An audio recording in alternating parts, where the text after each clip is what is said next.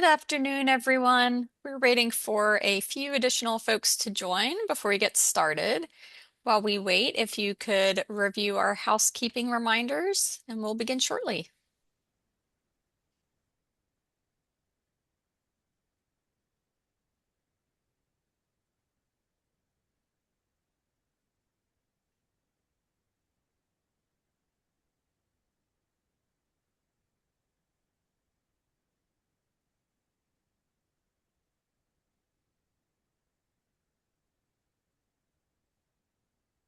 Good afternoon. For those of you who just joined, we're waiting a couple more minutes for other folks to join. We'll get started soon.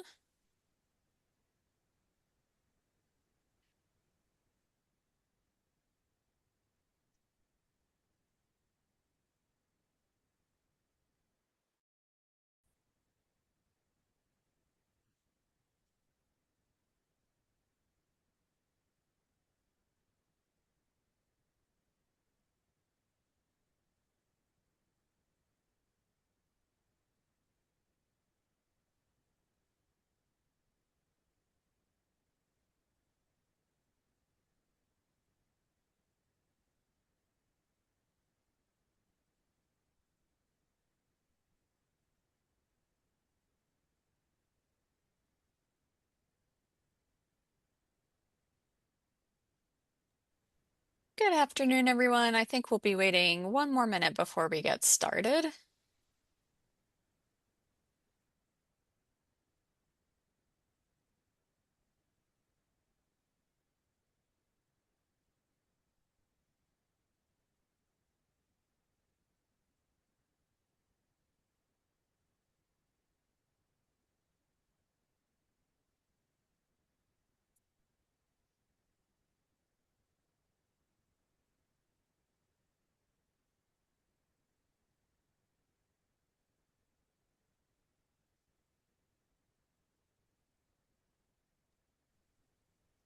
Hey, it looks like it's slowed down with people joining, so we can go ahead and get started. So welcome everyone to web meeting 7A of our Artificial Intelligence Technical Expert Panel. We are looking forward to our meeting today and Thursday's meeting to discuss public comments that we received on the draft AI report containing your guidance and recommendations for the use of AI in quality measures. As you know, we had a robust public comment period. Over 3 weeks, we received 28 submissions, totaling 172 comments from a wide range of stakeholders.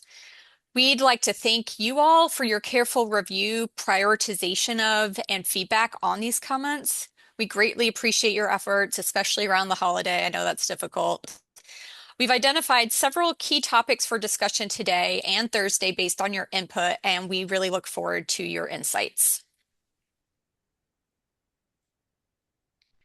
The purpose of today's and Thursday's meetings are to help us discuss and incorporate public comments into the report prior to final publication. The current draft already reflects your extensive deliberations and feedback to date, so these meetings will focus on comments that we believe require further clarification or that TEP members identified as needing further discussion. The topics we've chosen to focus on today are incorporating a more defined role for patients and caregivers in the strategies and recommendations, whether to expand or minimize the program owner role, how to clarify the measure developer versus measured entity roles, concerns related to burden on measured entities, especially resource limited entities, and strategies to reduce burden for measured entities, and allowing measured entities flexibility in selecting their own AI method. If we end up with additional time at the end of this meeting, we've also prepared several more topics for discussion, but those are just if we have time. And then we'll close quickly by discussing next steps. So as previously mentioned, our meeting objectives are to discuss public comments received on the draft report summarizing TEP recommendations for developing, selecting, and implementing AI-enabled quality measures, and to seek input from you all on areas of the report or public comments received that need additional discussion prior to final publication of the report. Before we move on to roll call, does anyone have any questions about the objectives of today's meeting or what we plan to cover? Wait a second to see if there are any hands raised.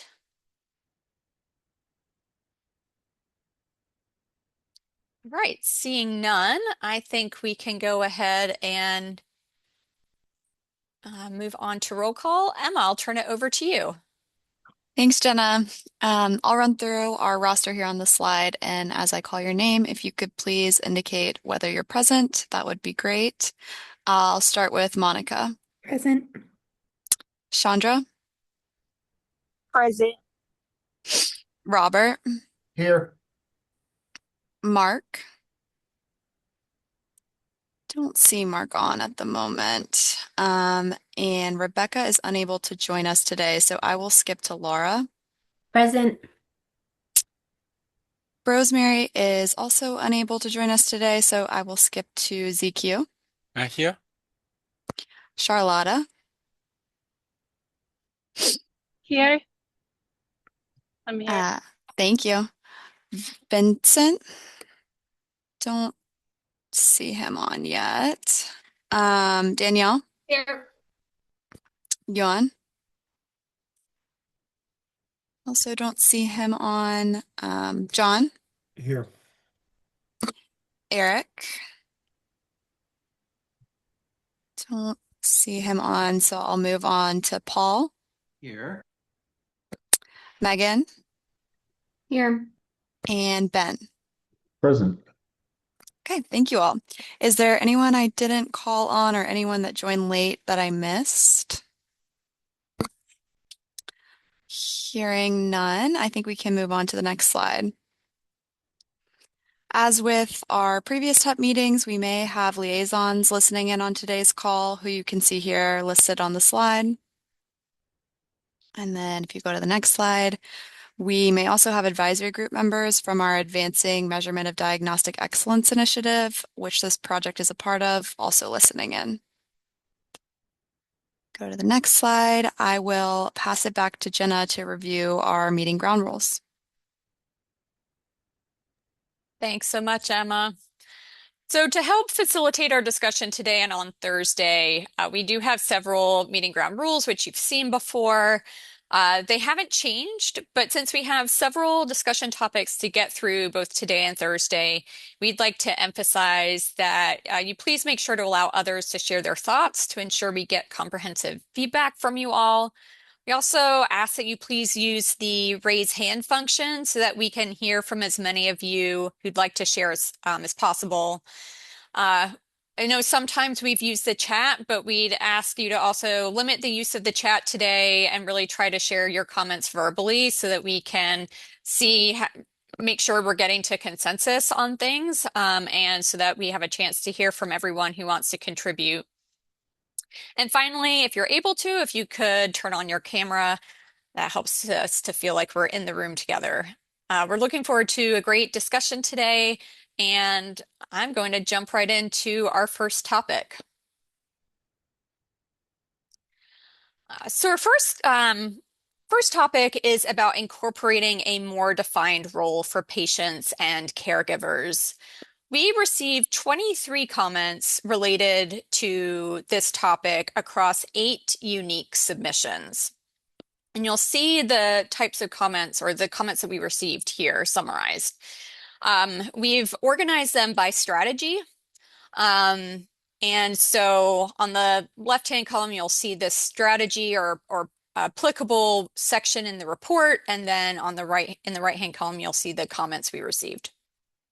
So for strategy 1, we heard from 2 patient, family, and caregiver advocacy groups who recommended adding contact information for patients and caregivers so they can raise concerns or ask questions related to the AI model summary label.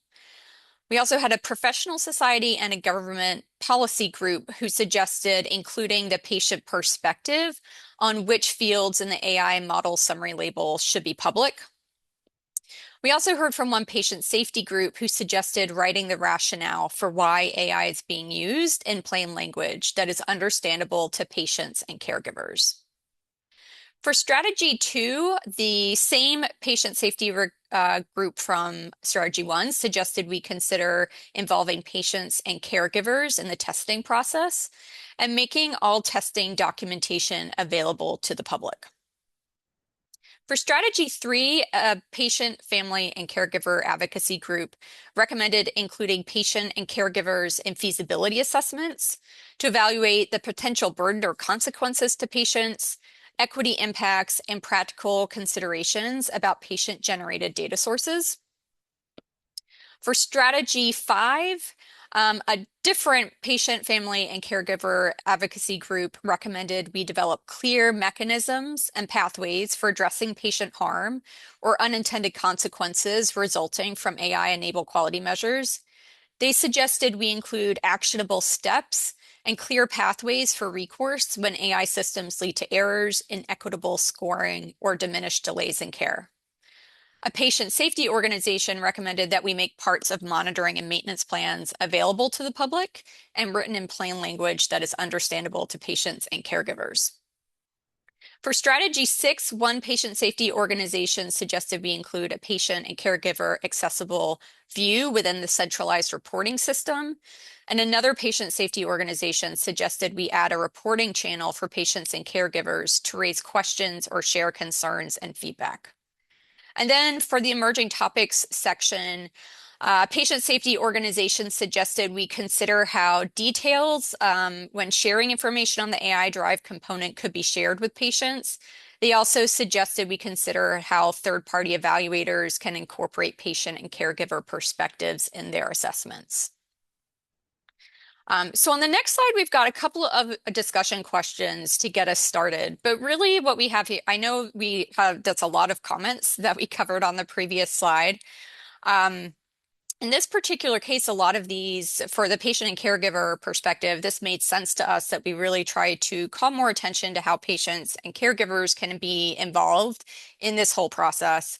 And so we'd like to we've got some time, I think we'll have about 15, 20 minutes for discussion here about which components or which of these recommendations you think we should pull into the report. And if there's any that you have concerns about, maybe from a burden perspective or a feasibility perspective.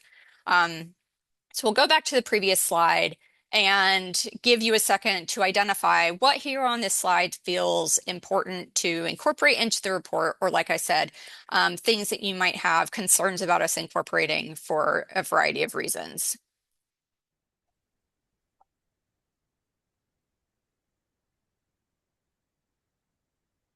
Monica, go ahead.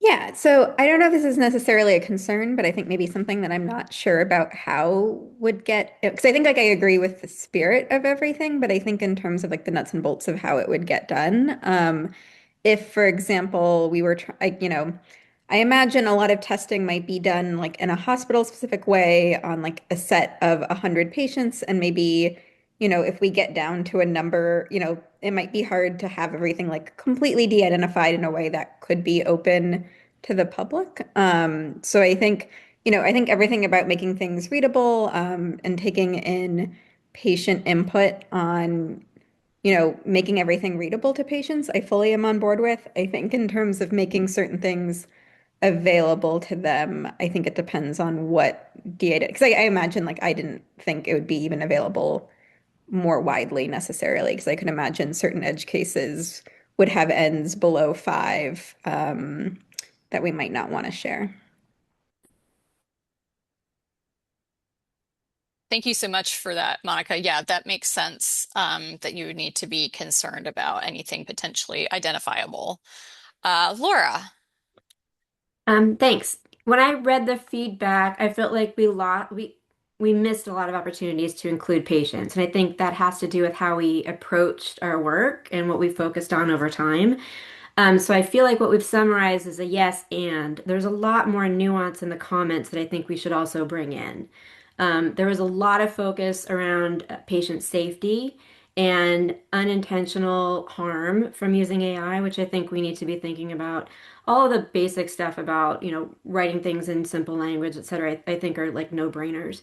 But I do think there is a lot more, and in particular, there were comments about not just incorporating patients and caregivers in testing, but throughout the entire process and really making this very transparent. Now, I do know that kind of, when you hear what the measure developers are saying about how hard this is going to be, there's some trade-offs, but, I cannot argue with the patient perspective. I think we really have to do something that is more effective. There were also comments about using AI to create a real-time warning system rather than a retroactive system like we have now. And I'm not sure how we could do that, but I think having that as a central premise of how we encapsulate and use AI and our vision would be extremely helpful in moving this forward.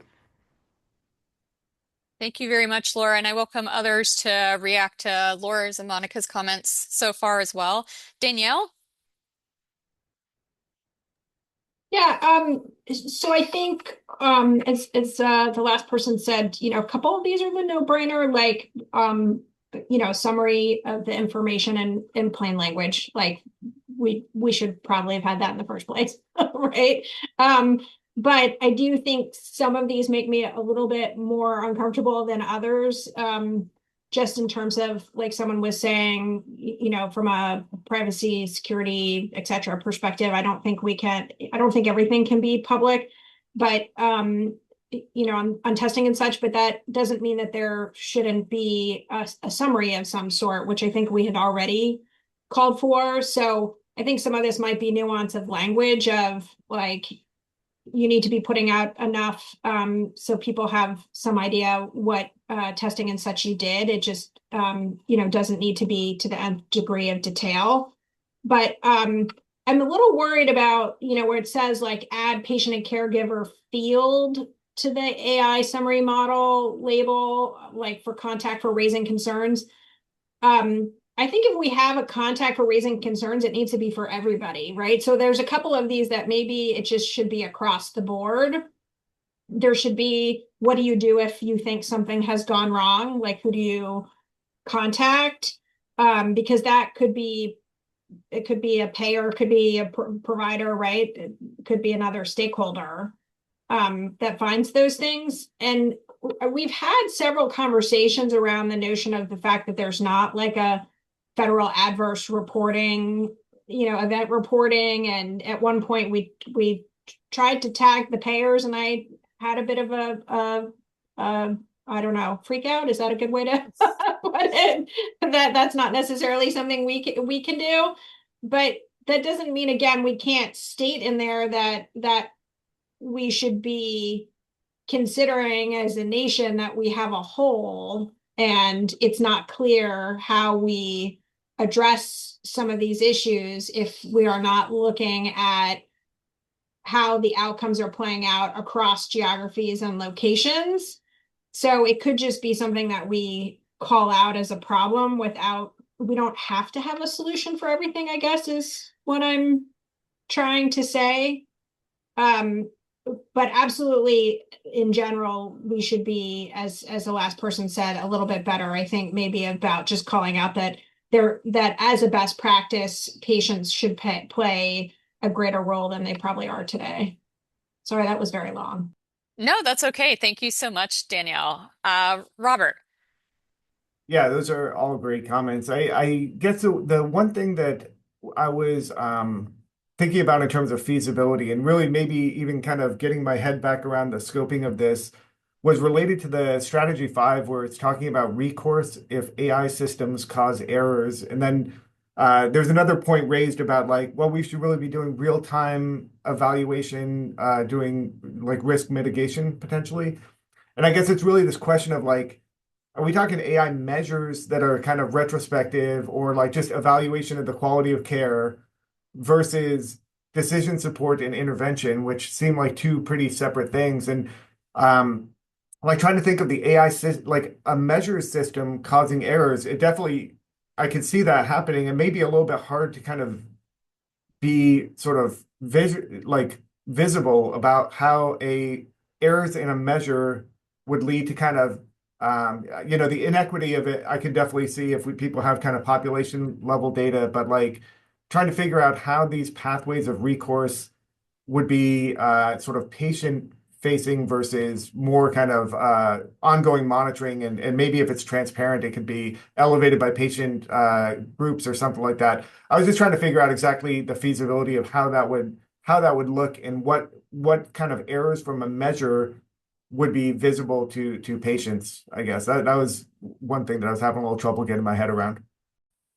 Yeah, I think that's you raise a good point, Robert, because I had the same question myself. And I do think we want to keep our focus, at least on the moment, on measures that are used in accountability programs. They are, I mean, those do tend to be retrospective, and I think there is the potential that in the future we could move to something that is more real time. But yeah, we're really focused here on the use case of quality measures versus decision support or intervention. And I also had the same question about how that would be visible to patients. So welcome others to weigh in on that, but I do think it's helpful for us to keep our scope in mind.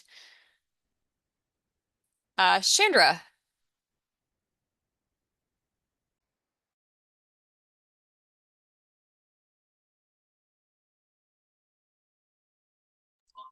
Can you hear me? Can, I'm sorry, I'm on the yes. task. Can you hear me? Okay. Yeah. I agree with the public comments that were made, but I think that as far as patients and caregivers, when it comes to AI, I think that the focus should be more on general education. And Because I guess that's my concern. If we're doing this correctly and we're pulling in patients, then there will be different. I just don't know if the patients and caregivers will be able to give us or to understand the have an understanding enough to even be able to give us good feedback when it comes to when it comes to comments or anything like that. So my thought is maybe we can address this with making sure that we are specific about that we can definitely add a educational component to it, and not so much focus on what we would do for for anybody else that would be part of on some of these strategies, if that makes sense. Yeah, thank you so much for that comment. Paul. I'd like to support what Laura was bringing up. I think you wrote it really well in terms of this theme is incorporating a more defined role for patients and caregivers. Our end goal is to look at the outcome for, quote, patient care. That involves two parties. Patients, I hate the word because it's readily derived from suffering. So let me talk about people and caregivers. And I think what I hear in this feedback is something else saying what's important to these two groups. And what if we used AI to help measure or to harvest what matters to the people in terms of their goals for health, and what matters to the caregivers in terms of their intrinsic reward system, which is they're in this profession in order to improve the health of the people they serve. And we perhaps we're missing that concept. That's what I'm hearing from this feedback. We seem to be missing out on people's health and caregiving, and maybe they're saying, could we turn AI in more in that direction than in this retrospective process measures that we've been involved in? It may be a nice pivotal moment for us as an industry, as an organization, NQF, and a joint commission to look forward and align ourselves with the goals of both the people and the caregivers. Thanks, Paul. I see a couple of folks nodding in agreement with you. Laura, I'll come to you next. Thanks. I just wanted to clarify some things, and I really appreciate what you just said, Paul. That was really helpful. I completely agree. There was a lot of comment about measuring what is important to patients, and I think we can use AI to do that. The first bullet under strategy one, the add patient and caregiver fields to the model summary, I interpreted that comment differently, not adding a field, but like showing anyone, if you have a concern with this model, here's who you contact, not necessarily just a patient and caregiver contact, but just here's how you contact if there's an issue with this, which I think was a good comment. Um, the other thing was that I agree with, I think, was it Robert that spoke earlier? It did seem in some of the comments that there was a misconception of, are we talking about clinical decision support and use of AI, or are we talking about measure development and use of AI? And there was a good kind of bit of bleed on those. And so it was hard to take some of those comments and figure out really how to wrap them in appropriately. But that being said, I think it's still, there was an underlying discussion about concern about bias, about making sure that we're again measuring the right things and we're keeping the patient in focus. Thank you so much, Laura. Ben. Sure. 2 points. The first is that, generally speaking, publicly reported performance data is currently only shared for a very limited set of quality measures, mostly CMS, leapfrog type data. But there are many other types of quality data used by health systems where it's probably not appropriate and certainly to be publicly shared to patients and caregivers. So I think promoting broad public sharing of quality data is probably outside of the scope of the TEP. Just because it is AI derived, it shouldn't necessarily be forced to be treated separately from other quality data in our healthcare system. And the second one is I don't see on the slide, but there were some comments in my section that I reviewed about patient-reported outcomes and how they're a little bit different than standard data. This is a growing area of quality measurement, and it is a patient-centered measure that a lot of the patient advocacy organizations are supporting, but it does require structured data acquisition that is separate from the standard EMR documentation in order for AI to be appropriate. It cannot be just pulled out of unstructured text. So maybe we could add something to that component that would appease the patient advocacy groups. Thank you, Ben. And welcome others to react to that as well, especially the outcomes piece, because we haven't talked about that much. Megan. Thank you. I mostly am reacting to what my colleagues have said and just kind of affirming. So first, I had the same question that Ben just raised. I was wondering what the kind of standard practice is now for involving patients and caregivers and for communicating our process for measuring quality to them.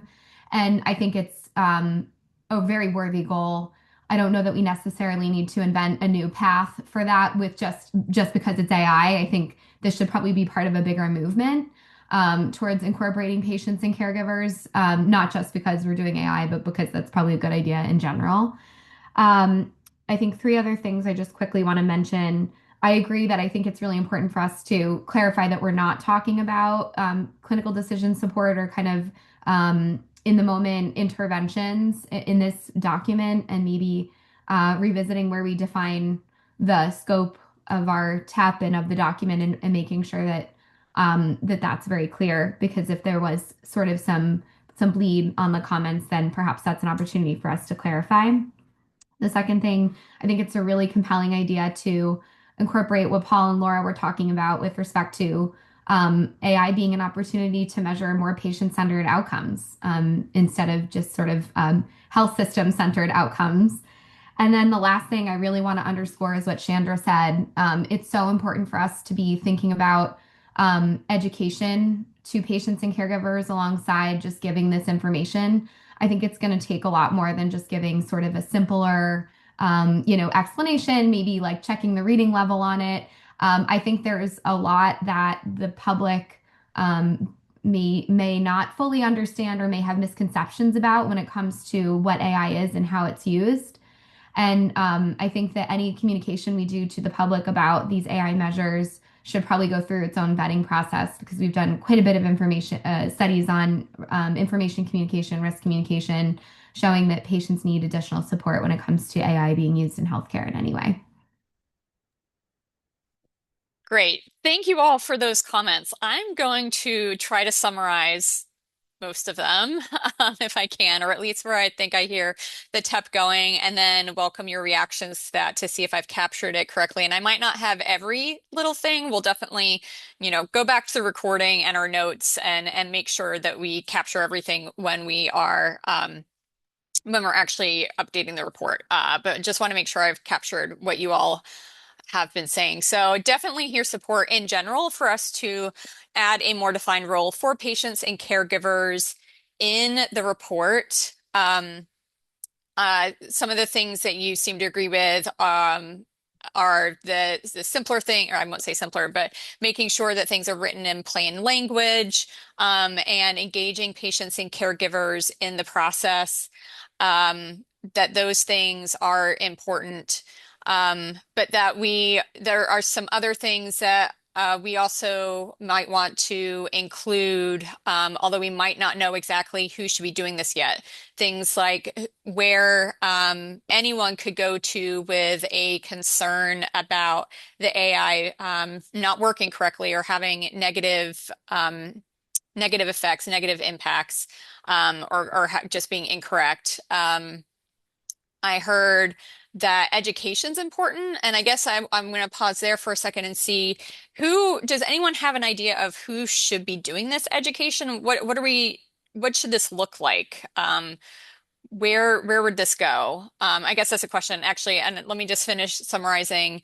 And then it seems like several of you agree with this idea that we might want to talk a little bit more about how AI could help us to get to more patient-centered measures and outcomes. I think that's mentioned briefly, but something we can perhaps spend a little bit more time on in the report. Let me see if there's anything else. And then clarifying again about the scope, that we're talking about quality measures and not CDS or interventions. So yeah, I had that question about who do you all see doing the education, and did I miss anything or anything you'd want to clarify? And I see a few hands. Okay, ZQ. Yeah, I just had a comment. I, like, obviously, we need to engage patient and caregiver, but what I'm afraid is that we are asking them to come along for a ride, asking them for input. And particularly in our area, a lot of time when there are solution and then solution available to drive the thing, right? Actually, I think it would be important for us to seek patient input and guidance that where are the area important there's need. Now, they may not know what's AI capability, but they say there's a need. Can you figure out a solution, AI solution? So I just don't want to make them only reactive. Like you ask them to come along. We did something. You say, okay, maybe you can help now, help steer the field.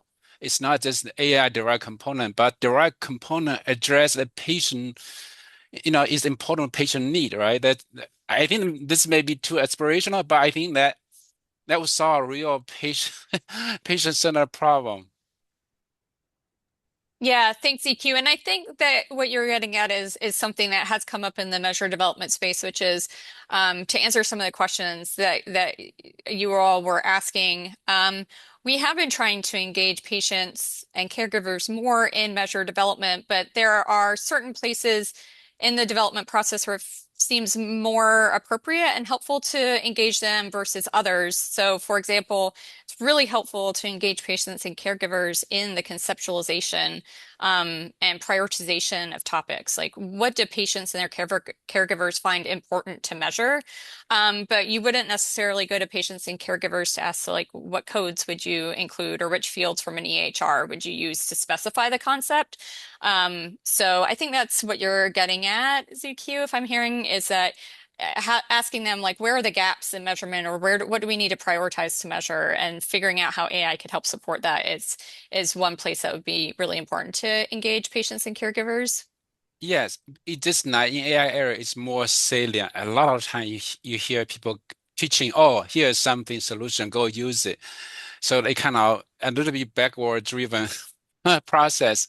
Now it's just more salient than typical major development process. Great. Thanks, ZQ. Right. Laura. I appreciate ZQ where you're going very much. I think being a technologist and a patient advocate at the same time, you often find yourself in these meetings kind of struggling with both of those roles. And I think we can't downplay that there are very sophisticated patient advocacy groups that are out there that do understand these things very well and can be engaged. So I like to see us continue to elevate patient and caregiver roles in a reasonable and meaningful way, and make sure that we're kind of continuing to put them in the forefront and not assuming that there's a generalization of them, not understanding, etc. With everything, you have to write to an appropriate language. You have to explain. Measure development is complicated, and a lot of people don't understand it. So I just want to make sure we're kind of elevating in the right vein.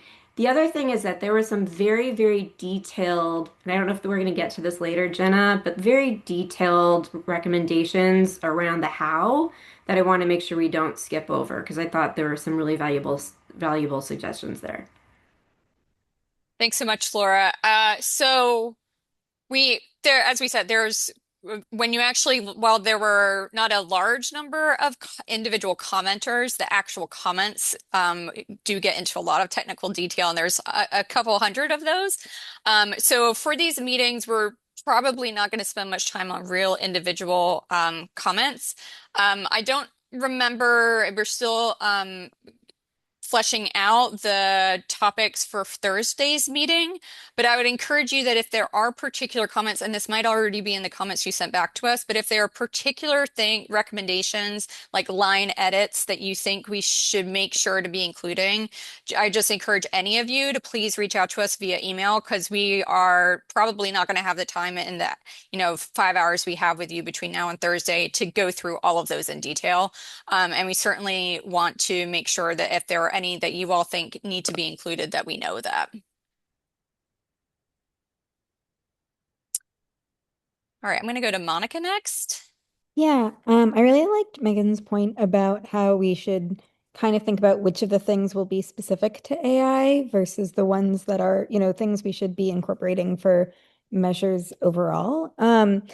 When you brought up the question about, how should we be educating patients, and the fact that there seems to have been some confusion from people reading the document on what was being proposed. I do wonder if there are some simple figures we could add to the report that would sort of show, because I think the majority of what was described in the example was an extractive use case, which I think is a lot less scary to some people than the idea of generative AI.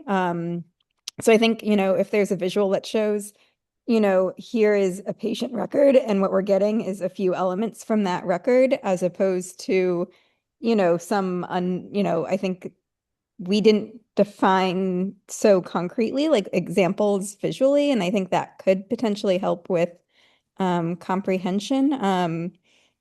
Not just for patients, but sort of more broadly. And then I do wonder if there is, we've sort of lumped both predictive and generative AI together in the report. And I do wonder if some of these apply more to, anything that is predictive. I think most of what we ended up discussing was more sort of using generative AI for extracting different elements as opposed to the predictive elements. And I do think that a lot of the recommendations might need to hinge a little bit on which, because I think, what you're even trying to predict is something very different than something that's as simple as, did this patient have this X adverse event observed versus do we think they will?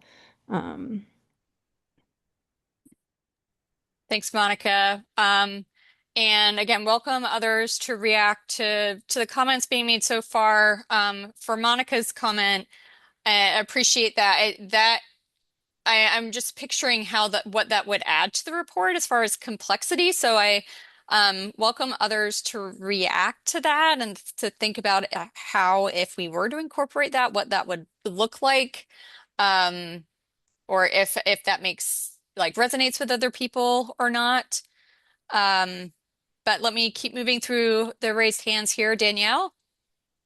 Just back on the education, patient education component, I think it's fair to say that it should be a best practice that we need to start sort of acculturating patients where our measures are displayed. So whether that's a government, the government websites, within payer apps, employer websites, etc., right? It's where I think where the patients are going to be using the measures is an important opportunity, right? To start educating patients of how is AI now figuring into these measures.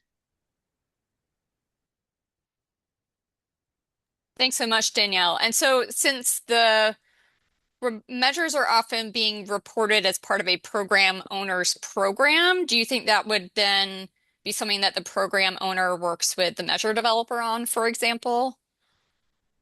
So I think it's a cascading, right? Because if the developer puts information with their measures, and then to the extent that others pick it up, they can use some of that information at the location that the patient's going to. So I don't know that it's a circle on that one. I think it's linear. Does that make sense? Yeah, that makes sense to me. Okay, I'm going to go to Paul, and then I might try to move us on to the next topic after this, but I am going to also address Laura's question in the chat, but I'm going to go to Paul first. Okay, Jenna, you asked for feedback on a couple things. What do we prioritize for patient and caregivers engagement?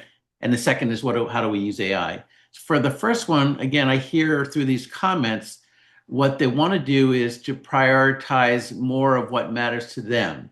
So they would love to have, quote, quality measures really track what matters to them and their health. So the grandchildren's wedding, being able to travel, running the marathon, whatever it is to them, wouldn't it be nice if they could have a rating system? It's almost like restaurants. What do I want? I want good food, good service in a restaurant. What do I want from healthcare? I want to be able to do things and not have health in my way. So could there be a measure that they have input in and can give feedback about that would measure that for them? That's what I hear them saying. How could AI help us? Well, right now, AI, the things that they are trying to express, they send to us through their messages, like the patient portal. And we don't have a great way of incorporating that into both the patient goals and the accomplishments. And we can now because of the new AI methods. The other irony, actually, the hottest AI technology is the ambient scribe. And the reason I call it irony is because those vendors have chosen to filter out the quote small talk, which is the person trying to express what's meaningful for them. What do they want to get out of their life, and asking for our help in doing that. So if we could orient our quote quality measures to the things that are important to them and give us caregivers credit for achieving that, that would be a different world. And the reason it's in the context of AI, this whole LLM gives us a chance to do that if we take advantage of it. Great. Thanks, Paul. All right, I am going to move us on to the next topic, but before we do, I'm going to address Laura's question in the chat, which is there were some really significant comments that make me wonder if we need a part 2 to really think this through. So Laura, I would love to do that. I think the reality is our funding for this work ends with the publication of this final report, and we need to, we really need to have that done in the next couple of months. So what I would recommend is that if there are things that the TEP thinks are things that should be thought about in a next step, and maybe that could be NQF in the future, or maybe it would be another organization. But I think it would be important for the TEP to identify those things, and we could have that in something like a next step section or future considerations. I can't commit us to doing that, like I said, as much as I'd love to, but I think those will be important things for us to call out. If there are things that we just really felt like they'd be too big for us to tackle right here as we're wrapping up the report, but we think that others should think about in the future. All right, if we could move on to the next topic then. So this is about, we had some comments about expanding versus minimizing the program owner role. And we received 12 comments about this, or that seem related to this topic across 4 unique submissions. These came from 3 professional societies and 1 patient, family, and caregiver advocacy group. There is 1 professional society that made the majority of the recommendations related to expanding the program owner role across the strategies. So in the middle column here, and then we also had some different commenters commenting about minimizing the program owner role. So for expanding the program owner role, for strategy 2, the group recommended that program owners provide measured entities with the necessary resources needed to validate and assess component performance. They also suggested program owners ensure initial stabilization cycles are non-punitive. So I think that's really about making sure that the AI-enabled measures are working the way they're supposed to before those scores get used in some way. For strategy 3, they suggested program owners take the lead on feasibility assessments and provide resource-limited entities with financial or in-kind vendor support for feasibility assessments. For strategy 4, they recommended program owners provide entities with tooling to support stratification that also accounts for suppression for small numbers. For strategy 5, they suggested program owners provide measured entities with necessary monitoring services or vendor credits and define a clear cadence and process for monitoring. Additionally, a patient advocacy group recommended program owners publish monitoring outcomes and remediation actions in an accessible manner at least annually. And then in the emerging topics, the same professional society that made the majority of these recommendations recommended program owners set calibration standards and cover costs if entities are allowed to select their own AI method. Also related to expanding the program owner role, we received 1 overarching comment from a different professional society that program owners should take responsibility for testing, monitoring, and implementing AI-enabled measures to the greatest extent possible.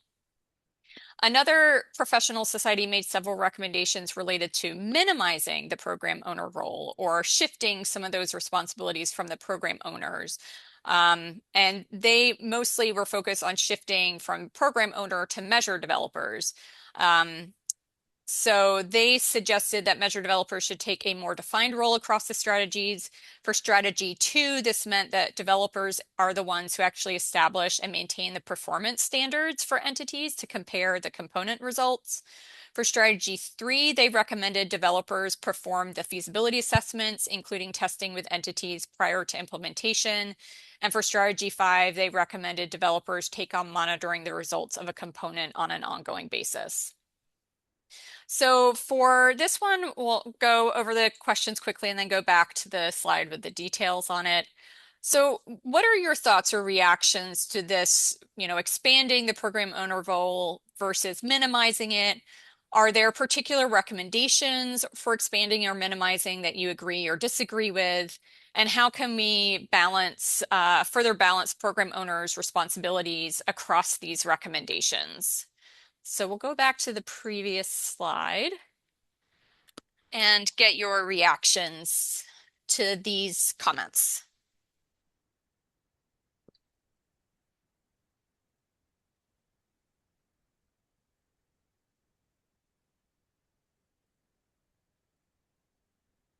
All right, seeing some hands come up. ZQ, start with you.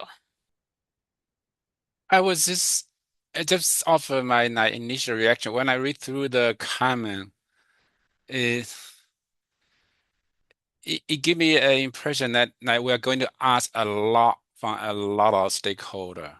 So I think an initial motivation using AI, derived components, try to make the process more efficient. So to me, I sense the tension. We are going to create a lot of additional burden, right? And while maybe initial, try to make it more efficient, can do something previous we cannot do. But I'm just struggle with that, and how to expand the role of program owner or even developer. Just I really struggle with that, and it's a lot of burden for different stakeholder. Thanks, CQ. And yeah, that was also, I think we have more about that later in the meeting, although that is particularly focused on measured entities. But yes, I think in general, we saw in the public comments this concern about a burden. And I know this is something that the TEP has struggled with. We also asked some questions, though, in public comment about what are, what happens if an entity can't monitor and maintain the component, and some other questions to try to get at the importance of being able to do this the way the TEP has described it. I think there is a tension because there's definitely consequences if we don't test and monitor and maintain appropriately. But then there is this feeling like we're adding burden. I don't have a solution to that at the moment, but welcome the TEP's reflections on that. John, go to you next. Yeah, thanks.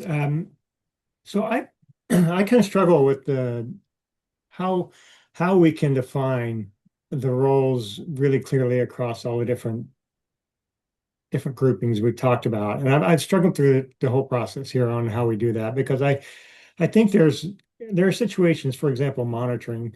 Well, both the program owner and the measure owner should be monitoring certain aspects of this, and depending on how it's being used or what it's being used for, then the accountability might shift from one part or one of either the measure developer or the program owner. And so I have a hard time, clearly thinking through in my head. I agree. I don't think we need to make additional burden for everybody, but I also think maybe is there a way we can specify in here that we can't comprehensively define each role and all of the tasks under each role.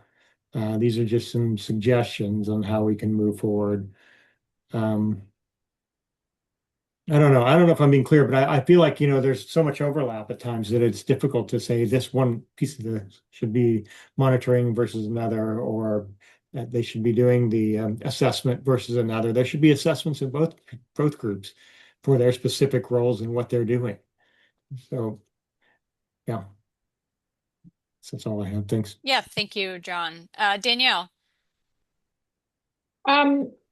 So I mean, I agree with what John was just saying, because also even like just for the monitoring example, to me, right, with my payer hat, I'm thinking, well, the measured entities better also be monitoring, because I may not know if there's a problem if they don't tell me there's a problem, right?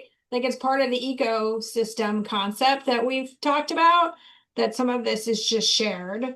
I think anything that talks about who should pay for what should be off the table for this paper. Just as a hard and fast line from my perspective, saying like who should pay for something or what credits should be issued, that's way outside the bounds. I mean,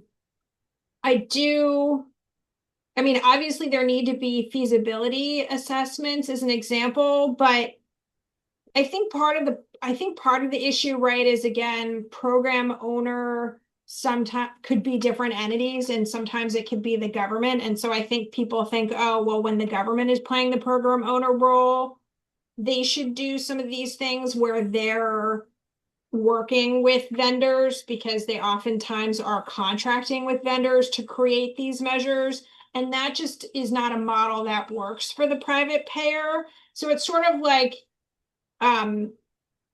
the payers are the secondary users when they're private payers, as opposed to the initiators. So some of these just don't make sense from that perspective.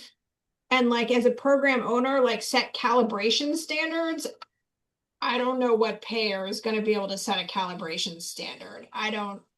That as neither the developer nor the user, I don't know that we're going to be able to do some of these things.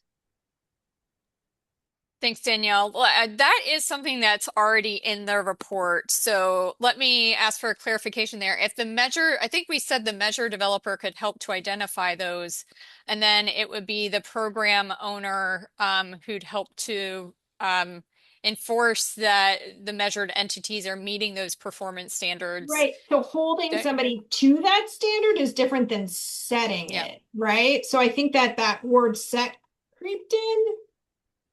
Right. So that gets back to the ecosystem piece of, yes, if some of that is handed from the developer to the owner, they could potentially enforce it. But I don't know that we're going to know enough to set it. But I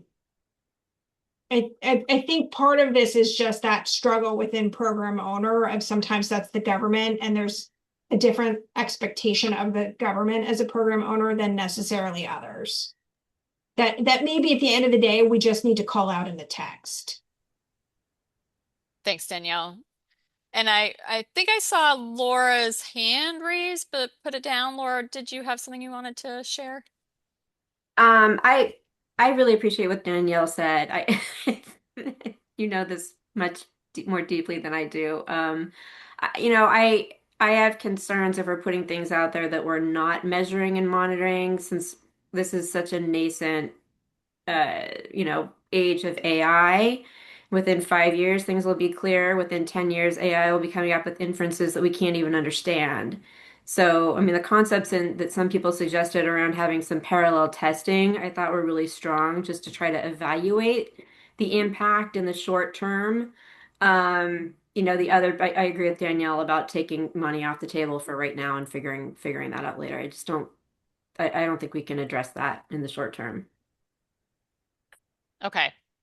Thank you all. I think what I'm getting from the TEP is there doesn't seem to be support for changing the rules as we've described them. I actually think that in the report we've done a nice job of showing where there are these parallel things happening, or how different key actors are involved in supporting these activities together.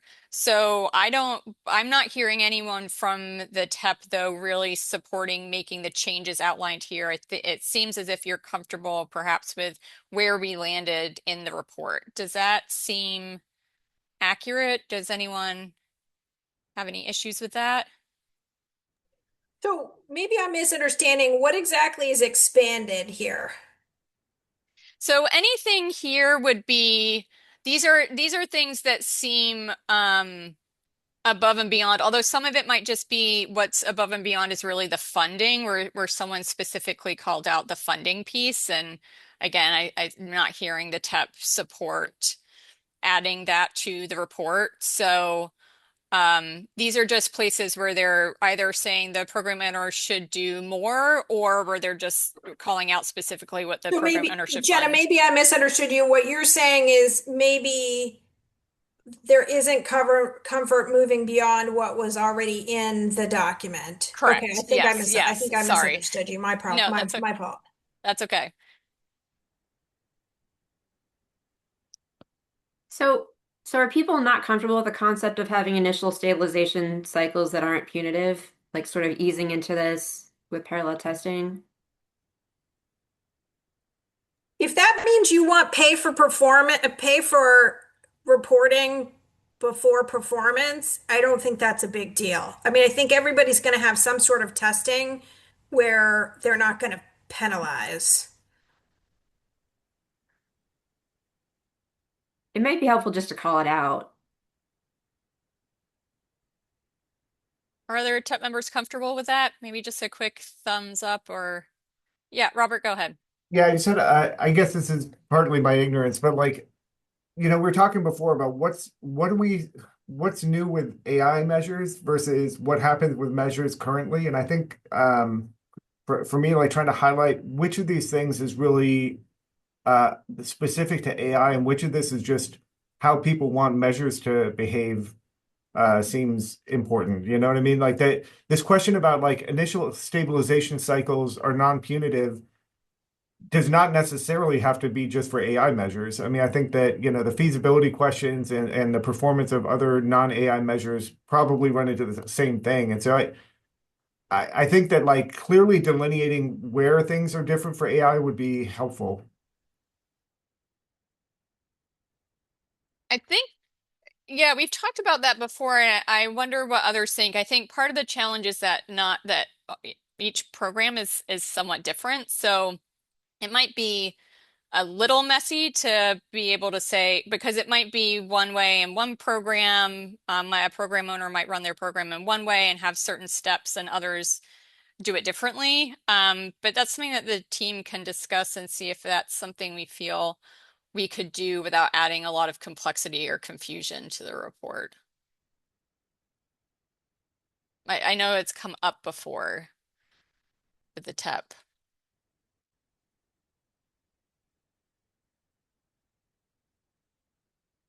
Okay, I think I'm going to move us on to the next topic if that's okay.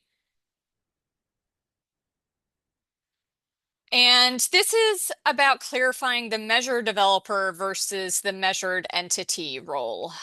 So again, one of the challenges with the comments we got was that, or not challenge, but one of the complexities with the comments was that often folks were making comments that had impact on multiple key actors. And I think you all have also pointed out how the key actor roles are not clearly defined. And that's just a fluidity in the measured space that we have to sort of accept and try to make it as clear as possible in the report while also understanding that there's fluidity.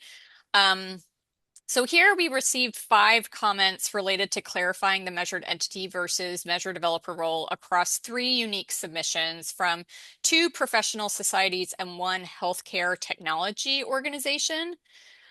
For strategy 2, a professional society recommended that measured entities with vendor support test the AI drive component using a standardized test pack, or alternatively using third-party validation funded by the program owner.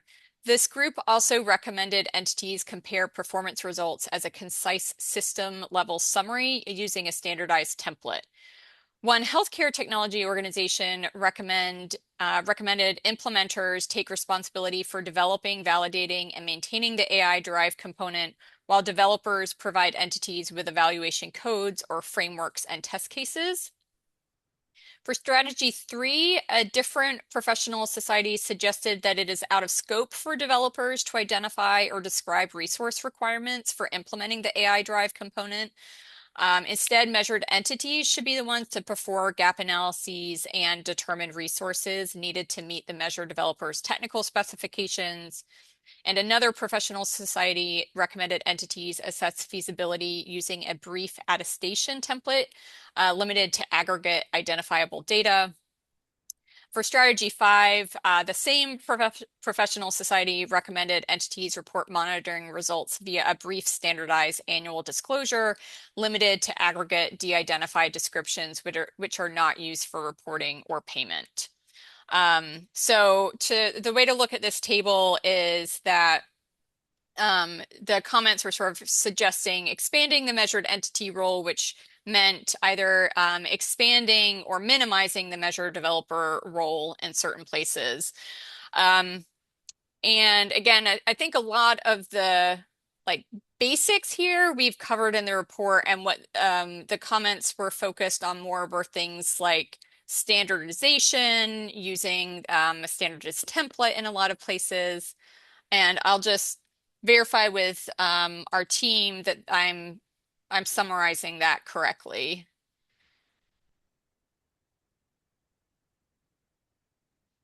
No, Jenna, that's correct. Thanks, Emma.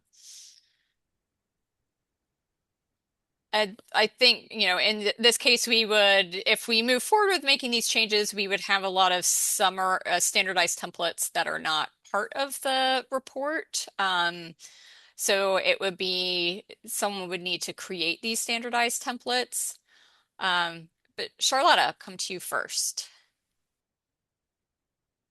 And you're on mute. Sorry about that. So is this, are they referring to each measurement. That's how I understood this. Like, so whoever develops the measure would provide like a very small, like fake data set that the hospital or the entity could test to make sure that they set everything up correctly and test on the very small de-identified data set before they go to test it on their own data. That's what my lab, that's what we do when we use large language models at like clinical trial in multiple healthcare systems. We provide that data just to make sure that it's working correctly.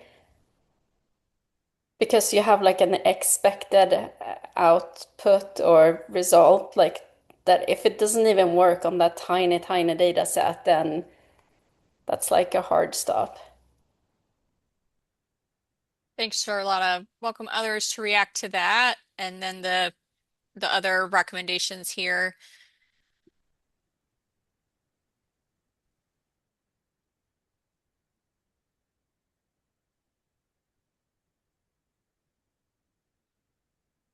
But I also remember we discussed this in the past and that it was felt like it might be too much work for the measure developer to provide this. And so I understand if other people think that it would be too cumbersome too.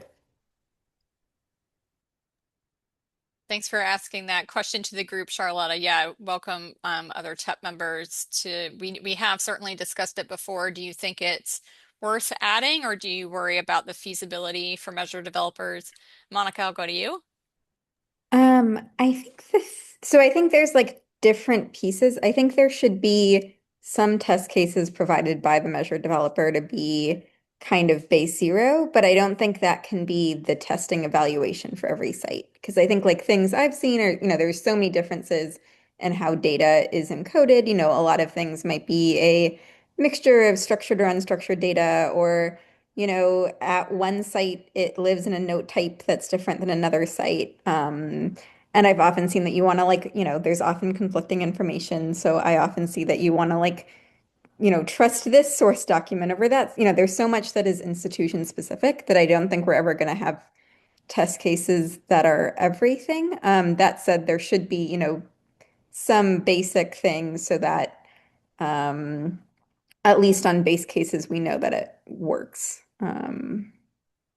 And I think, in terms of evaluation code, I think that's a no-brainer where it's like, because I think there's so many nuances in how people can report even things like F1, depending on whether they use micro or macro. And I think we shouldn't assume each site should set it up separately. So I do think it makes sense saying, given this template where you have code that says, here's what a human got, here's what the algorithm got. There should just be code provided to evaluate that.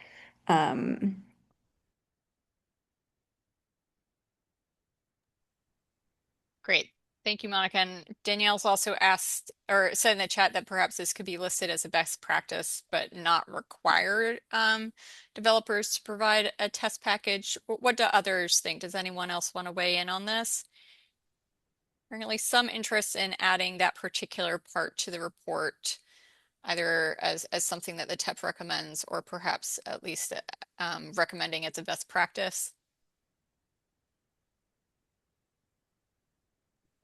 I also want to just add that my work is very much in identifying text, so I think that's where it's valuable. We share like a hard-coded fake clinical notes to extract text-based data. So it's not so much like structured data. It's more like making sure that the natural language processing or the LLM is actually extracting what we expect the LLM to extract. Thanks, Charlotta. Monica, do you think this would be is it particularly helpful for when we're identifying text, or do you think those test cases or the small data set would be useful for other types of AI drive components? I think there's like a few different, so I think some of this comes down to and this is sort of circular and this might come up later, so I don't want to like surface it too early, like whether we allow, like what flexibility we allow entities in choosing their own method. Because I think like, if we say, hey, you have to use this algorithm and there's no wiggle room and we use the same test cases everywhere, then, we would assume that everyone gets the same output. Now, I think I'm, personally of the belief that we're not going to get a one size fits all solution. And there's going to have to be adaptation per site. And in that case, it does make sense to kind of keep the test cases. And I agree that I think, I think it could also be useful for unstructured data as well, or for structured data as well. But I think unstructured data is probably the primary place where it's needed. Great.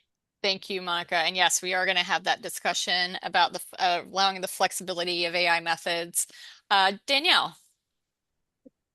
Yeah, I think it works, or it can be also needed for structured data. And I think NCQA does this even just for their digital measures in general, not necessarily AI based, because some of this is just how you're pulling the data. It just sort of, some of this is just modern day measures, not necessarily AI based, right? It's just how we're doing measures now in a digital fashion. So I do think it's important for structured data as well. But particularly from my perspective of program owners from payers, we don't want a lot of wiggle room and we don't want a lot of variation because we're comparing organizations to each other, and you want that to be in a comparable fashion. So I think that's part of why I'm leaning towards it would be great to have this as a requirement even, but I think best practice would be fine.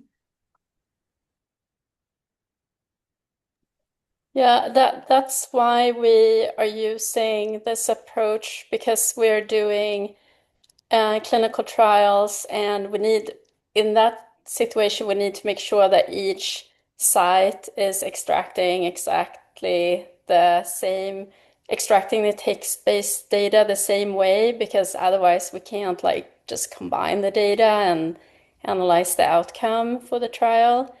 But I hear both points in having flexibility, but definitely maybe providing some annotated, especially for text-based data, some annotated non-PHI documents to help people with the implementation and testing.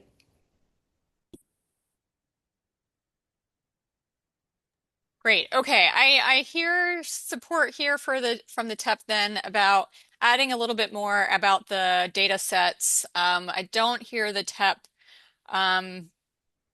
really picking up on any of the other recommendations here and feeling like they should be added. Again, I think the basic concepts of many of these recommendations are already in the report. It's just these added details about either funding something or using a standardized template, which doesn't exist yet, which don't exist yet. So I think we can move on to the next topic then.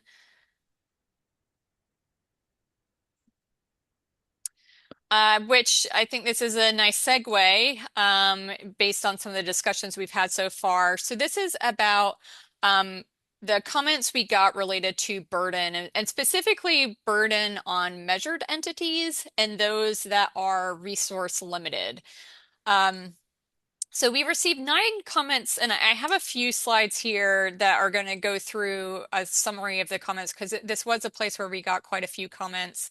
And then we'll circle back through and talk through with you all. So we received 9 comments that included concerns related to burden on measured entities, especially resource limited entities, across 9 unique submissions. There is a professional society that called for the report to provide additional guidance to support resource-limited entities and to address the risk of disparities in access to complex and robust AI tools, especially for small or rural practices. One healthcare entity or healthcare technology organization suggested that monitoring is especially resource intensive, and some entities will not have the infrastructure or expertise to support recommended processes. One individual commenter advocated for community hospitals, rural clinics, and safety net systems to have equitable access to AI infrastructure. One health IT interoperability vendor suggested models trained on accessible, non-diverse data may cause less resource entities to face unfair penalties. One professional society cautioned that certain entities may lack the teams and infrastructure needed to support the recommendations in the report. And then similarly, a payer organization suggested that current local validation expectations in the report may add resource burden to measured entities. So those were the concerns raised about the burden. And then there were some suggestions from commenters about strategies to reduce burden. So if we move to the next slide, we received 32 comments related to strategies to reduce burden for measured entities across 19 unique submissions. Many of these strategies are directly tied to an existing key actors, while others, which are covered on the next slide, are not. So for strategy 2, a health IT interoperability vendor recommended program owners and measure developers work together to lead the creation of a shared validation and monitoring framework. And that would also apply to strategy 5, as this would help reduce redundancy, improve standardization, and lower costs for entities. An individual commenter recommended program owners fund cloud access, software tools, or training and staff time for resource-limited entities. The same health IT interoperability vendor also suggested that implementation vendors could take on a larger role in capturing and aggregating data across sites to detect performance issues and inform model refinement. They also suggested vendors create plug-and-play solutions to reduce entry barriers for measured entities. One professional society suggested that vendors should leverage their expertise and products to enhance measure scoring and performance feedback. For strategy 3, the health IT interoperability vendor also recommended implementation vendors serve as a bridge between measured entities and developers by collaborating with developers to ensure the AI-derived component is feasible and sustainable. For strategy 5, in addition to what I've already said, one professional society recommended program owners and developers work to create pre-certified AI-derived components with centralized monitoring features for measured entities to use. An individual commenter recommended program owners take responsibility for monitoring anomalies and issuing systematic failure alerts. A professional society recommended vendors provide entities with integrated monitoring tools and support. And a different professional society recommended vendors take responsibility for monitoring model drift, data drift, and providing threshold-based alerts for performance drops. And for strategy 6, an individual commenter suggested program owners and developers work together to provide transparent reporting and technical support pathways for entities. So actually, before we go to the next slide, because otherwise I'm concerned it'll be too much information to try to sort through, why don't we pause here on this slide and talk about, are there any comments here that you want to make sure we reflect in the report? Are there particular strategies here you feel like we haven't already covered that are really important to include, or anything that you want to discuss that's on this slide?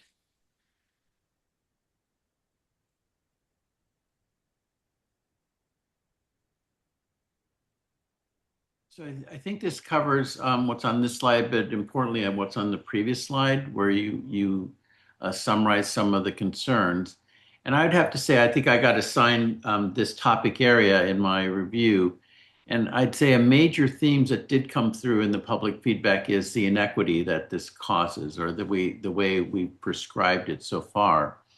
A lot of it pertains to the discussion we just had, but really the AI models, particularly the Gen AI models, need to have local training data and local evaluation data. The big exemplar was the EPIC sepsis model, which was developed by using data from 3 organizations and then published sort of nationwide, and found that it just basically doesn't work. And that's sort of just the healthcare's local kind of a mantra. That just is a manifestation of that. And that creates a lot of bias in the training data that needs to be understood as you evaluate it, whether it's going to be good for your system. I just think that we need to face this head on as we decide on our approach in terms of using AI prescriptively in the definition of our quality measures. So I really would like to, emphasize that public feedback. The corollary to that was the monitoring. And again, we've discussed this as well. This really creates a burden for the measured entities and maybe others in the supply chain, because we really have to watch it over time. And the over time has a very short half-life because of how fast this technology is evolving. Somebody made the comment about versioning, and all of that, I believe, is true. And another consequence of that is if we lock into stone a particular method, and even as it progresses through the NQF endorsements process, it'll probably be obsolete even before it gets out of our door. And that can sort of hamstring just the whole concept of using AI. I think there are alternative approaches, but let me just emphasize with the public comments that they are worried about the inequities this causes because of the resource and expertise needed to both evaluate and to monitor what's going on in your organization, and the constraint it places on, quote, AI derived or AI enabled quality measures. So I really would like us to take that to heart because it came through in the public comments. Yeah, thank you, Paul. And that's why we wanted to bring forward these strategies that commenters had suggested for helping to try to address some of that burden. Because I think the other issue is, while it does create burden to monitor, we also heard pretty clearly in the comments that monitoring is necessary. You really can't implement an AI-enabled measure and not monitor it. So again, welcome. I think we agree that it's really important, and welcome the TEP's comments on if any of the strategies here feel like they could help to address this burden issue. And we do have more on the next slide as well that aren't tied to specific key actors yet, which we'll get to. But I see a few hands raised. So let me go to Monica. Yeah, I mean, I think Paul's comment goes back to what I was bringing up earlier about, any sort of predictive model versus something that's trying to be purely extractive. So, like the sepsis example Paul gave is a predictive model that Epic had rolled out. And I don't think there's any way you could expect a rural hospital to stand up their own predictive model with the data they have, because if they don't have a large enough sample size, I just don't see a world in which that's feasible. And I think, and that's where I was kind of saying that there might be whereas for something extractive, like if the goal is to see, which patients had X complication, with large language models, that's something that you can do without a lot of training data. There's still a need to evaluate. But I can't think of any really feasible technical solution to you don't have enough data to train a local like predictive model, because I think they're just by nature data heavy at the moment.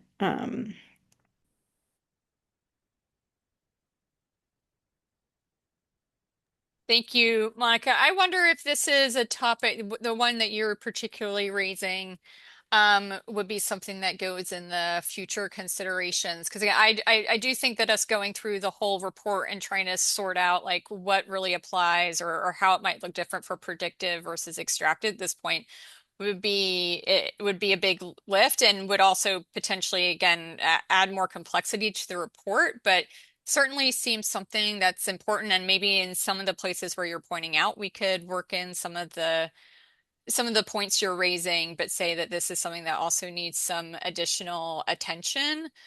Welcome your thoughts on that or others. Yeah, I mean, I think my gut is that anything predictive has a higher level of scrutiny that would be applied to it in terms of how do you make this apples to apples than something that's extractive. Because I think it's just a lot, if you have a population where something is incredibly rare, because they don't see those cases, it's hard to, even begin to build a model. And I think that I don't want to take up too much time given the number of hands up. So I think we can punt that a bit. Great. Thanks, Monica. Megan. Thanks. No, I appreciate Paul and Monica's comments just now. I apologize if what I'm about to say is repetitive. I had to hop off for a conflicting call and just rejoin, but wanted to dovetail because I think I was assigned a lot of the same comments. So I appreciate Monica's point, the differentiation point between predictive and a task that's more extractive in nature.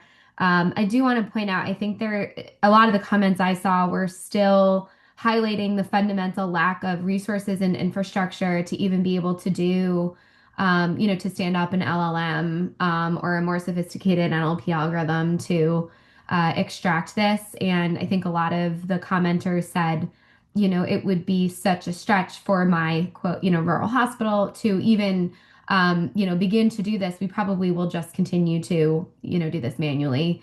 And so I started to think about burden and the landscape in two buckets. I think there's the difference between the small number of program owners or measure developers rather, sorry, measure developers who are going to be actually kind of creating these, and then probably a larger number who are going to be adopting them. And there's issues in that kind of algorithm sharing situation, as we've brought up.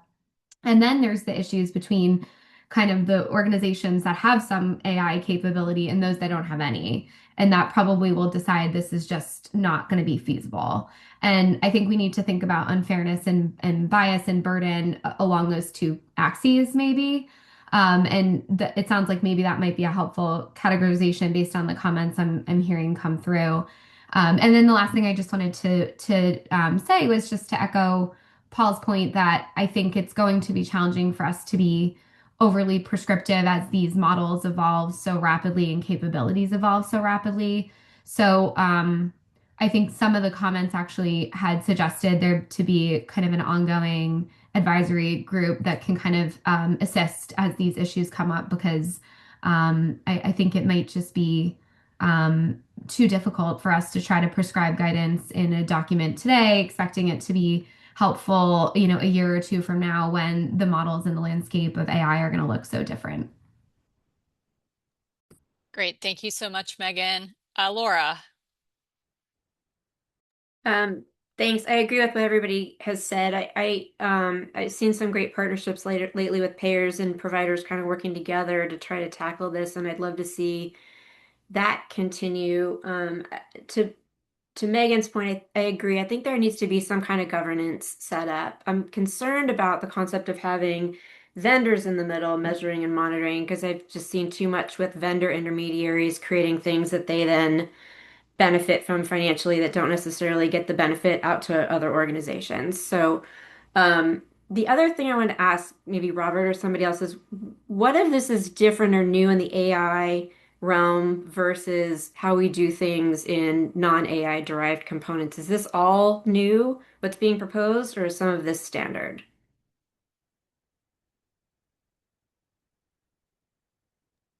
I would say that the biggest new part is the infrastructure and kind of getting the technology available to be used for routine use at the measured entity level.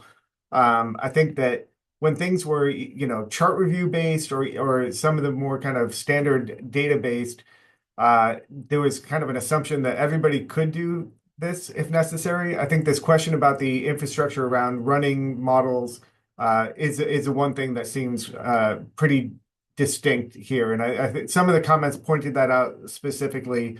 But like you said, I mean, some of the other things like a shared framework about monitoring, for example, might be applicable somewhere else. But I think that was the thing that struck me.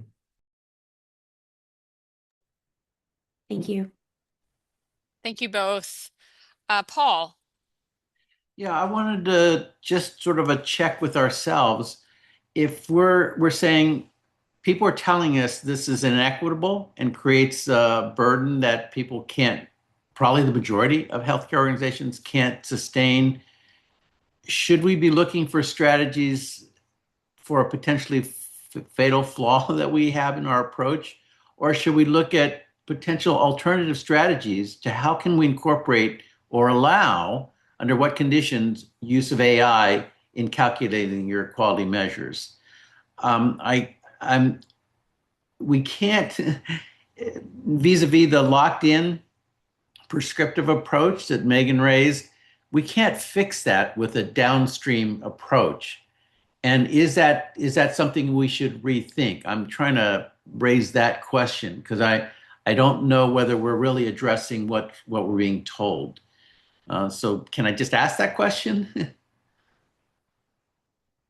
Yeah, Paul, I think that's a great question, and definitely want to give the TAP a chance to weigh in on that because I think that you're absolutely right. We saw quite a few comments really. I mean, we had 32 comments related to strategies to reduce burden and 9 comments that were about burden on measured entities, and there were certainly comments about burden on the other key actors as well. Danielle, come to you next. Yeah, so I'll circle back to what Paul just said, but I think, just a reminder here, right? There is burden today, right? And so in some cases, we're hopeful that the AI will actually reduce the burden. The problem is we don't totally know yet, right? Because we've got to put more of the infrastructure in place and do more of the testing and such. But we can't just 100% say, oh, this is going to be more burdensome. We can say there are organizations that are going to have difficulty because, for example, they don't have enough data, right? And that we know today.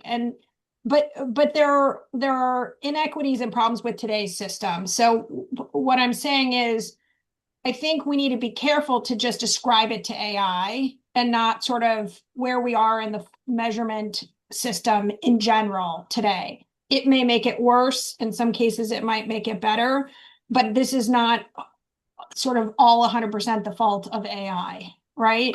And to that point also, we don't have any centralized monitoring today for these measures, right? So yes, I think we need to point out we may make equity issues worse.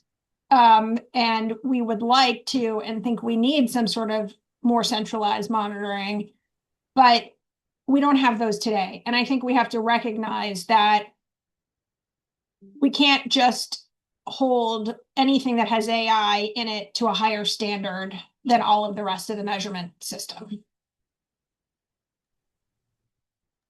Thanks, Danielle. Ben. Yeah, I would say in radiology, we have a lot of diagnostic AI that's being used, and we just went through a practice parameter development where we talked about monitoring, and everyone agreed that it was critical, but everyone also agreed that it's not the reality of where we are today. We don't have the infrastructure in place. So we defined it as best practice and what some people should be aiming towards. And in the future, we sort of expect people will reach there, but it's not the current reality. When we talk about the quality measures, AI-derived quality measures, these are by and large replacing manual audits, which take a lot of time and labor and cost. Over time, I expect health systems to adjust their resources and maybe have less nurses and other people manually reviewing charts to create quality measures and more AI doing it, but taking some of those resources that they save and applying them to teams to monitor. So it's going to take a while to transition. I think I'd like to focus it as a best practice in a direction for the future if we could do that. But I agree that the reality is that it's not going to be immediately achievable by all organizations. Thanks, Ben. I think we're having individual TEP members sort of raise points here, suggestions, and again, because these are consensus-based recommendations, want to get the sense of the rest of the TEP about these suggestions. Paul, I'll come to you and then sort of summarize some of the suggestions we've heard and see what the TEP thinks. But go ahead first, Paul. Okay, let me respond to something Danielle mentioned because I think maybe it provides some insight. I think what both the public's comments and some of my comments are not saying that AI is bad. I think the deficiency is our strategy towards the AI, the use of AI in quality measures. And it's that we've locked in this prescriptive saying, if somebody develops this method, and we had the example from Brigham, and I don't think we're proposing this, then you must use their method forever. and really you can't use that method even for a month without it changing out from under you. And that's the problem with this prescriptive approach. So it's not that AI is bad. It's not that we'll do better. It's that the strategy we've laid out in this particular report as saying you must do this and this alone in the foreseeable future. And I don't even think it'll be valid by the time it gets through the endorsement process. So could we have a much more voluntary program of permitting people to use AI, but they have to have a defensible approach? And QF can even provide a guidance document extracting a lot of what we've already written. And QF Joint Commission can actually provide some consultation like they do in other arenas. But how can we help people use AI to reduce the burden and but in a responsible way? It's an evolving thing, but I think this notion of a prescriptive definition is what is hurting us. Thanks, Paul. Elizabeth.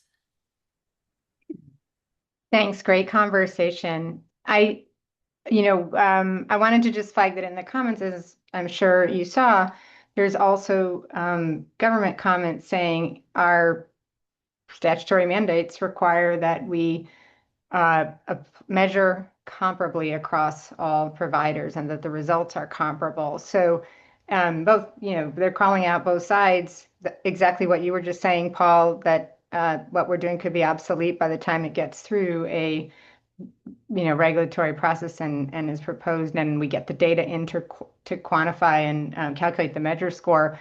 But also going back to what was a foundational aim for the work that we're doing, which was to ask, could we get to an approach using AI where the measure scores will be comparable and can be used in public reporting and value programs? So I wanted to go back to, because I think your approach moves to one part of that spectrum, but where does it leave us on the other objective? I wonder if you could speak to that, or others could. Well, actually, and I want to put a pin in this conversation because I think this is more related to our next discussion, which is about the flexibility of AI. I really want to make sure we wrap up this burden discussion because this is a key issue. It came up multiple times in the comments. We've had a discussion about burden. The tension we have is that if you don't monitor, we asked another question in public comment about what are the potential consequences or impacts if you don't. I don't remember if we sent those out or who we sent those out to review, but there were just as many comments there about the potential dangers if you don't monitor or the issues. So I think this is a fundamental tension we've been struggling with. Ben's suggesting that the monitoring could be, that our recommendations around monitoring could be described as best practices, but not requiring. I don't know how the TEP feels about that. So I just want to make sure we don't shift to another topic too quickly because I feel like we haven't quite gotten to a resolution here on the burden piece.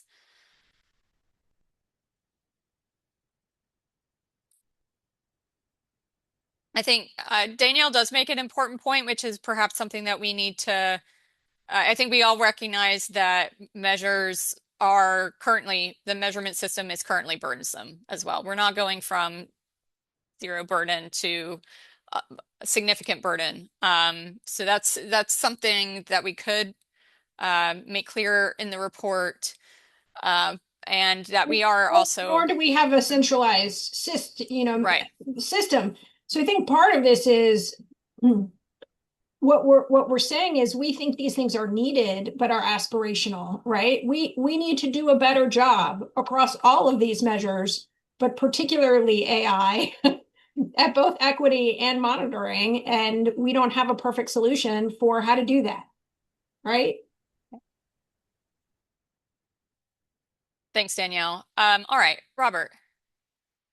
One thing I think it might have been Ben's comment, I'm trying to remember now, but this question about like the extractive versus predictive, and the extractive being potentially an efficiency gain over manual chart review now. I just wonder if, to provide flexibility to our measured entities, that are unable to create the infrastructure in the short term. Like the extractive use of AI seems like you could say, well, yeah, there's burden, as was mentioned from chart review, that as you develop your AI infrastructure could be offloaded through AI enhancement. But for the measures that rely on AI, and that's maybe the more risk predictive ones or those type of measures, that does seem like a separate category where you can't do it unless you have the infrastructure.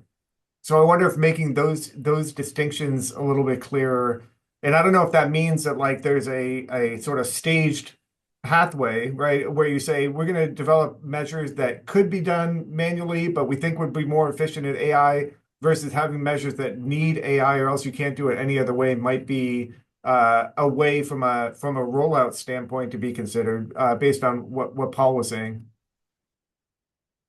Great. Thank you, Robert. Welcome others to react to that suggestion. John? Yeah, so I'm sorry, I'm thinking about that a little bit more. But I was going to go back to something Paul was talking about earlier, and I think Danielle maybe touched on a little bit too. But yes, so we already had the burden, so I want to make sure I'm agreeing with that. I also think we're not asking people to if they submitted a measure and the measure is approved and it's evaluated and everybody agrees with it's okay. If that measure is updated, just like measures today, if they're updated, then we should expect another assessment at some point down the road. I don't know that we're asking that every time something new comes out that they resubmit with that new model underneath it, for example. And if they do, and they want to do that and create a new measure, then that's a new measure. I'm just trying to have a hard time parsing out how we're taking the AI, we're making assumptions about what AI is going to do for us, even though we haven't evaluated it in this context to be able to do that for us. And then we're going to turn around and provide specific guidelines on how to do that, which I think is some of what Paul's getting at. So I feel like I'm on both sides of the fence of what Paul's saying. And then I'm a little bit concerned about creating guidelines for things we don't know about. On the other hand, if we set some parameters around what we are willing to accept, and if there are certain changes made that need the organization to come back and do an evaluation again, then that's what we're suggesting. But I don't know that, many of the measures and use of AI, yes, some of that will be done in the system. So now I'm thinking a little bit more about what Robert was talking about. So there may be organizations that have the capabilities to do the predictive models and those that don't. But I also think we don't, as AI, or excuse me, as a NQF, I don't think we want to give the impression we're going to relax criteria for predictive models or LLMs and NLP versus predictive models, just so we can reduce burden. I mean, I think that's my big concern when we set standards. And I'm trying to go full circle here and tie it back. If there are struggles of setting standards with AI, we need to just admit that and say we're not able to do it. I mean, I just want consistency across the use of it, whether that's extracting out information or whether that's predicting information. So I know I addressed several different things there, and it probably sounded a little confusing, but I'm still spinning in my head, honestly. So thank you. Thank you, John. Megan? Thank you. Yeah, I hear everyone in terms of it's certainly there are inefficiencies right now, and there is already burden, and the whole point of using AI is to try to reduce burden. I do think there can be trade-offs though between the efficiency gains being offset by the monitoring that's required, and think about like how the monitoring is done through manual review and comparison with the algorithm and making sure the algorithm is capturing what we hope it's capturing. So there's a certain extent to which it scales with N, right? Like there's a certain extent to which if you only have so many patients and you have to manually review the charts of X proportion of them, like maybe the AI doesn't make sense. Whereas if you're a huge health system and you're manually reviewing the same subset, that's a negligible proportion and the AI does make sense. So just trying to make the point it's possible that the efficiency gains are only at scale, and that some local smaller health systems may not see those same efficiency gains if they're doing monitoring in-house. And then just the second point is, I think one of our core questions is sort of like, how will this comparison work for if we have a measure that could be done manually and could be done with an AI derived component, and the measure isn't contingent on the use of AI, but it allows for the use of AI, because this is fundamentally a measurement question. I don't know, and I guess it's a question to the TEP and to everybody, like, do we have evidence yet about how that measurement compares if you're comparing, a manual review of a measure, a manually derived measure versus an AI derived component of the measure. And this is where I wonder if time will sort of help us answer these questions as people begin to submit AI derived components, and like looking back at how helpful it was to even review Dr. Patty Dyke's measure for all of us to have something concrete to hold on to and be able to make decisions. And that was just kind of a simple rule-based, NLP measure. And now that we're seeing LLMs, like being able to review kind of how this is working in the real world and then update guidance is another reason why I feel like there's going to need to be continued governance. So I kind of agree with the suggestion earlier that maybe we're at the point where all we can do is issue best practices until we have more exemplars and use cases to review and be able to answer some of these fundamental like measurement quality questions with real evidence. Thank you, Megan. I'm going to have us move. I think we do want to try to get to the topic of flexibility of AI methods, because I think we're sort of starting to go there already. But if we go to the next slide, just really quickly, these were some additional strategies for reducing burden that weren't really associated with particular key actors. I think what I'm hearing from, I'll leave this up so you can scan it while I'm talking. I think what I'm hearing from the TEP again is there aren't particular recommendations here that you want to add to the report. We already have recommendations around this ecosystem, and perhaps a couple of these recommendations could go into or already align with that ecosystem approach, which we do think is a best practice, but we don't have stood up yet. And I think it might be just what we need to do in the report, which we've already done, but we can figure out how to, based on the conversation we've had, what we might want to add to it is that there is this tension between the burden of monitoring or even standing up these solutions and these AI-enabled measures and the monitoring. And perhaps we can say that these recommendations are best practices, but again, we might want to acknowledge some of the comments we got about why monitoring is important as well. Just see any final thoughts on this issue of burden before we go to our last topic, which we can at least get started. We might not finish it in the time we have. I mean, I think a couple of these are probably fine, again, just as long as they're not ascribed as requirements for specific entities, right? I think that's the piece that at least I was pushing back, like, yeah, it would be great if there were some open source low cost implementation kits, right? Like that would be awesome. But it's as long as we're not saying so and so should pay for it to make it free. You know what I'm saying? Like they're not inherently bad. Great, thanks, Danielle. Again, maybe that's we could figure out how to word it, since so much of what we have, since the report is sort of framed with the key actors, but maybe in the ecosystem section, there's a way to say, here's some additional ideas that are good ideas, but the TEP didn't recommend particular key actors to take the lead on those yet. I think that's part of why we had we went to move toward that sort of future looking piece of like, as we move forward, we have some existing I'm just going to go ahead and say failures of the current system that are going to be worse failures of the next system that we need to all come together in a collaborative approach and work on as we move forward, right? Yeah.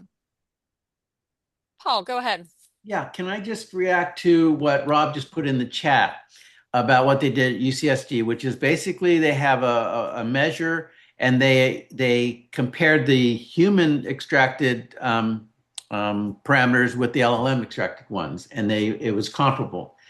Why can't we take an approach like that, which is you have a definition of a quality measure, and basically however you want to do it, you can do it the old-fashioned human way. You can also do the AI-based way. It doesn't mean it's better. It's just a different way. And as Megan pointed out, it's really the people with scale, the large, who will get the efficiency gains. That's not a problem, I don't think. But if we prescribe that they all must use UCSD's measure, that model on December 1st, that's where we run into problems. So what if it's voluntary? So UCSD can do that method that they use. They have the resources, they have expertise, but there's an audit backup in the sense. So you can audit their process. You can even audit by testing, evaluating their model if they get called upon for the audit. But they are allowed to, and we prescribe what are the best practices, what are the guidance of using AI. I think that would help a lot of the objections that we've heard raised by the public comments, and yet be moving us in the direction towards use of AI where it makes sense, where you have the expertise, where you can monitor to satisfy the quality measure scores. Okay, I see ZQ and Laura have their hand raised, but I wonder if it would be helpful for us to set up, because again, I feel like we're coming back to this idea of the flexibility of the AI method. And so it might help to set up for you all the comments that we received on this topic. And then I'll go to ZQ and Laura. So if we could move to slide 19. Yep, thank you. So as we've had with the TEP, I mean, again, I don't think it's a surprise that in the public comment, we were hitting on some of the tensions the TEP has struggled with. And we really did receive mixed feedback on this topic of allowing measured entities the flexibility to select their own AI method.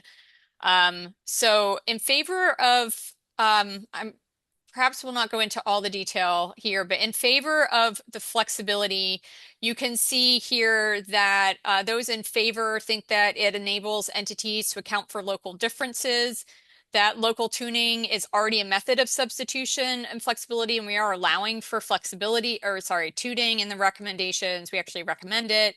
The AI models quickly become outdated, and that's something that Paul and others have commented on, and that rigid requirements may disadvantage certain entities, and vendors can manage updates to the alternative methods.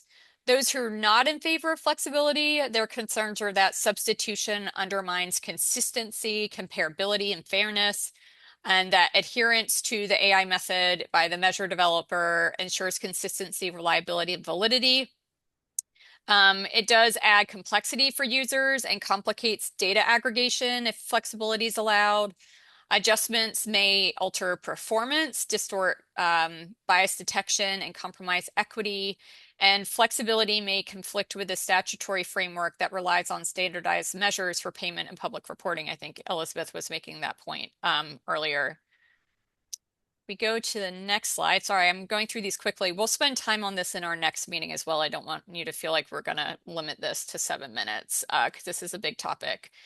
We also heard from some who said, if flexibility is allowed, then these particular things should happen. So they suggested that measured entities prove substitute methods produce equivalent results to the measure's original method, that patients are kept informed when flexibility is allowed, that we maintain transparent monitoring, that the entity provides clear justification and documentation about the flexibility, that they follow this 5-step roadmap we've identified in the report, that they align with the developer specification and measures intent, that they meet the established performance thresholds, that they conduct vigorous validation and reassessment against reference data standards, that they avoid altering the model's logic, weights, or predictive relationships, and they verify data authenticity and establish parameters for monitoring through a formal audit. Sorry, that was a lot. I'm going to let folks who have some thoughts on this topic go ahead and share those. And then, like I said, we'll definitely start with this topic in our meeting on Thursday. But any thoughts people want to get out right now, share right now. Okay, Monica, go ahead. I mean, I think I agree completely with what Paul said, which is that, it doesn't even have to be flexibility on AI method. It can be flexibility on AI versus not. Because, I don't think if you have a small system where you have to look at like 10 or 20 patients a month and not, 300, that it makes sense to build that infrastructure. So I think, and then if we go back to the previous slide, I kind of personally believe it's kind of a fallacy that it'll be consistent, reliable, and fair if it's the same method across two hospitals. Just because, like I think one of the things I mentioned back in the in-person meeting in February was, I've worked with academic system data and I've worked with rural health data, and how things were documented were different between the two. So it's not the case that if we use the same method, we are necessarily like getting everything to be consistent and fair. So I feel like in terms of that bullet, I don't think I agree with that being the justification for why we would be more rigid about it. Great. Thank you, Monica. Appreciate those comments. That's helpful. Danielle? Yeah, I mean, you may not be able to say it's consistent or fair, but you could say it's consistent-er and fairer, right? So, I mean, you can't say that letting people do the methodology in different ways is going to result in more consistent results. Like it's not possible, right? But setting all of this aside, one of my other hats is the Core Quality Measure Collaborative, which I'm the steering committee chair. And the entire point of the group is to have consistent measurement across public and private payers. So realistically speaking, we're picking a measure and we're sticking with it. And so that is just sort of where we are right now with trying to have consistency in measures and not having 50,000 measures across. And so for the payers to be able to have a measure with sort of infinite flexibility does not work in an accountability environment where you're comparing each other. And we know, for example, just in moving to the ECDS measures for NCQA, so a digital measure versus basically a chart-based measure versus claims-based measure. As an example, the ECDS measure, which is theoretically the same, you're just pulling it different. Like the measure, there's not fundamental differences in the measure. For some of these measures, everybody's scoring higher. And nobody knows why everybody's scoring higher, right? But we know that there's differences in the claims versus the chart versus the electronic, right? Or the digital measure. So we have to find something where we're not we don't want to see the differential across providers to be by method as opposed to by performance, right? Like that's the fundamental concern. So I'd rather see AI measure versus not AI measure, and they're just simply measured totally separately, different benchmarks, different everything, than have different methods within one AI measure. So like I appreciated you threw that out there as a possibility of, okay, like let's just bifurcate it then. And you've got two different measures so that for those who can't, from an equity perspective or an amount of data perspective or whatever, can't do this, you've just got a totally different system. Thanks, Danielle. Okay, we've got 2 minutes left, so ZQ, you might be our last comment. We've got comments in the chat as well. And like I said, we'll definitely come back to this. I'm just saying that in principle, I'm in favor of flexibility, right? I mean, it's already happening anyway. We are not just seeing it, but I'm just afraid AI may exacerbate it. Like, it could be who has the better method in identify certain thing, document certain thing. So are you really getting a quality signal, or just like who is better equipped in putting out information more? So that's what concerns me. But yeah, Paul, you're definitely right. Even structure field, people have sense of, oh, it's structure field. A lot of times, structure field extract by some human, right, along the way, and sometimes some structure field public differently. They are also even in HR the mature period. You don't get the capture information right away. So flexibility in some form is already happening. We just not, it's just not as obvious. Thanks, ZQ. Ben, okay, you'll be our last comment, and then All right. I want So to make sure to wrap up. very quickly, I do agree that benchmarking is critical to the value of a quality measure. And I would say that in general, um, even an imperfect quality measure that is consistently applied is probably better than a more accurate measure that is inconsistently applied in terms of the use of these. That being said, I'm really struggling with the concept of if there is no flexibility, how would a site address the concept that there is data drift or on monitoring or a failed validation of a system-wide measure? It wouldn't give them any ability to use that measure, or they'd have to stop using that particular measure if they're not allowed to make a modification at the local level. So I think there should be some way to explain limited use of flexibility. I'm on mute. Okay, sorry about that. Thank you all so much. Great discussion, and I'm looking forward to picking this up at our next meeting.